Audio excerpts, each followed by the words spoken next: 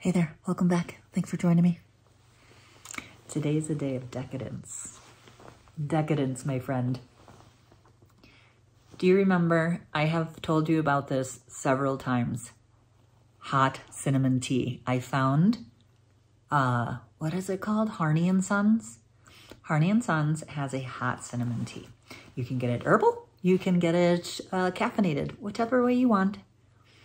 My wife had the most brilliant idea to take homemade marshmallows and put them on top.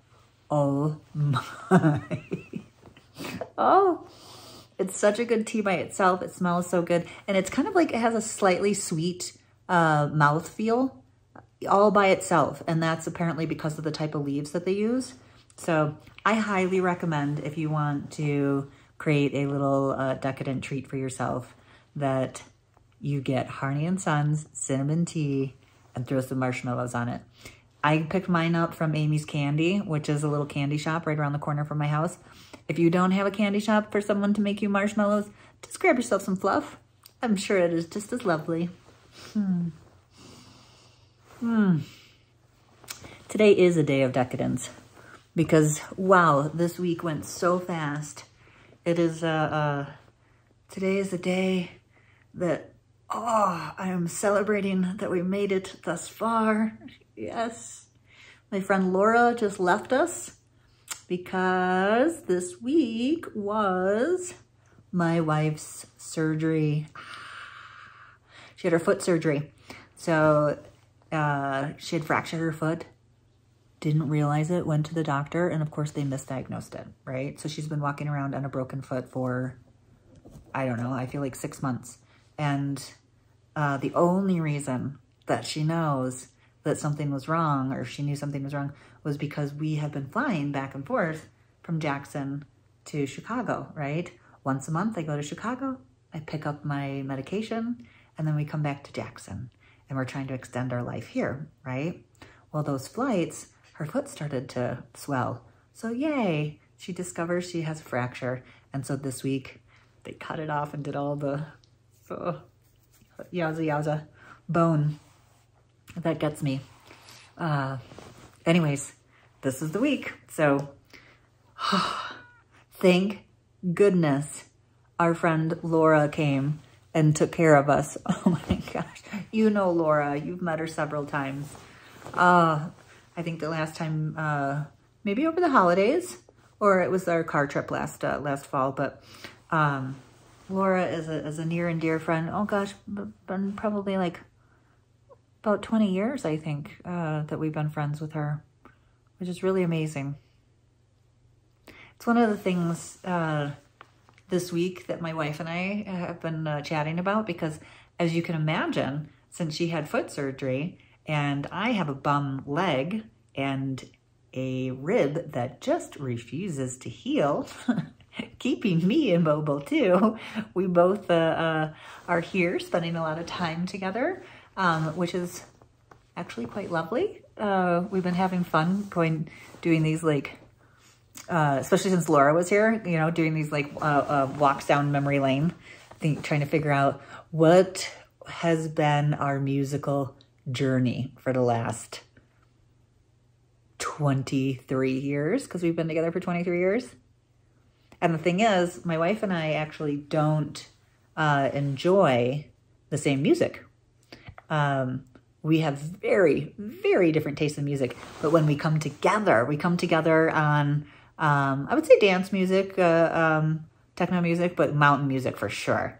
And we both love concerts. We both love the theater. We both love live music. We love everything about it. And so not only have we had the pleasure of taking this journey down 23 years of music, and, you know, where were we at different ages and such like that. It was a lot of fun. And my wife, she was cleaning something, so she found these old iPods. Do you remember the old iPod where it was just music and nothing else? There was no telephone, there was no email, there was no apps. It was just music. You put it in your pocket, you went for a walk. Yes. Well, she was cleaning and she found a handful of them actually. And so we were able to, there was some bit of music that we had totally forgotten about. The one thing that we did not forget though is that our first concert was Dar Williams. If you don't know who Dar Williams is, I think highly recommend that you look her up. She's folk music, and she was busking in Boston, I believe, which is why my wife met her, essentially like touched on her music and introduced it to me, and it became our thing. And we have gone to her concert, I don't know, almost 10 times at this point. It's quite amazing. It was kind of fun to do that same journey with people, you know? I think that when you're in crisis, people disappear, people change, because especially when you're in crisis for as long as my wife and I have been, you know, we've never had the time to just breathe or believe, right? So it's just been jumping from crisis to crisis. And I think when you do that for so long, people drop off. And in our case, it's been so amazing because our chosen family, the people that we've chosen to invest in, the people that have chosen to invest in us, you know, has stayed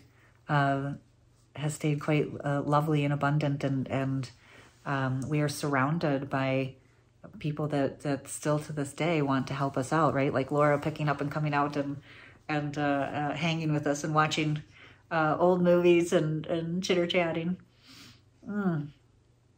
It's been nice because I don't know if you do this, but one thing that my wife and I have always done 23 years, right, is that we come together every year and kind of like do a like, yo, how are you? Yeah, you good? How's your life? How's your work? How's your world? Okay, how's mine? How's ours, right? And in that, you know, we're always evaluating the decisions that we're making about building our lives and the directions that we're going and where we're choosing to spend, you know, our time and resources and stuff like that. And in the result of that, it's been really nice because we've really curated over the course of our marriage. We've curated our friendships, our individual friendships, our group friendships, and just like music, you know, we don't have all the same friends, and that seems strange. Lesbians do get very, very much alike, but we've kept some of our identity. Or I should just say married people after spending so many years together. Oh my gosh, so decadent. So it's been a lovely week, as difficult as it's been. And my wife, as you can imagine, is in horrible pain, and I'm still trying to figure out how to make this rib heal and how to get this leg motivated, which I'm working on. But instead, at least we've built a little space for ourselves to enjoy the time that we get to spend together, the kind of forced time that makes us come up with fun games like this, figuring out. It's really wonderful when you look around, and I suppose when you get old, you have this opportunity, right?